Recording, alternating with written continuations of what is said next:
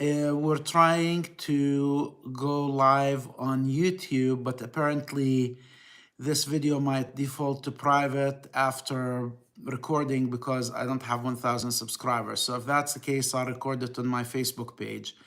Anyway, I just wanted to say a few thoughts about the story of Joseph, which is sort of the final arc, the culmination of the book of Genesis. So Genesis, Takween, creation, is when not only the creation of the world and destroying it occasionally, but also the creation of the family of Israel, which we studied about last week, the beginnings of it.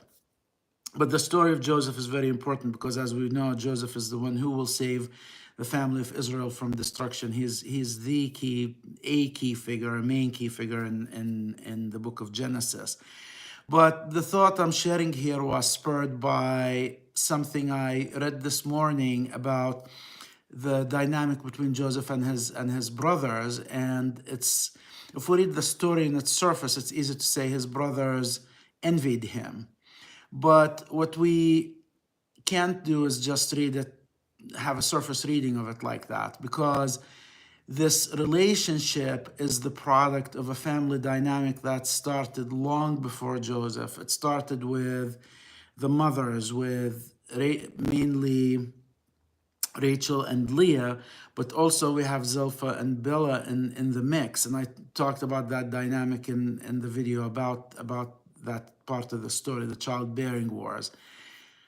But it's also about that dynamic. It's about Jacob's own behavior as a father and the way he showed obvious preference to one wife, who was Rachel, and later on to the son of that one wife, who is Joseph, who apparently was his beloved. He was his number one son. So the mothers didn't like each other. Jacob was not a good parent in the sense he showed obvious preference to Rachel's son. And then we have Joseph's own behavior, which he goes to his brothers and his father after each dream, and he talks about how they will eventually kneel to him. So again, we have this biblical character who is given a promise, this time through a dream, and he goes sort of and tries to assert it and not wait on the Lord's time for it to happen, because we know it will happen. So all of these dynamics make me feel for Joseph's brothers, feel that you know, whatever you call it, envy, maybe a little bit of hatred, to eventually sell him into slavery and even think of killing him, and even be willing to put their father through the pain of losing him for so many years.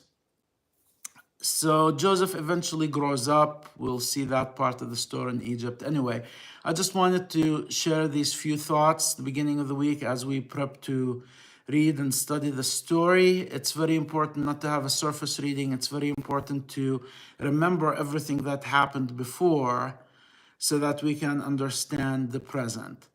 But until then, I say goodbye, and I'll see you in a longer video or videos this week. Thank you.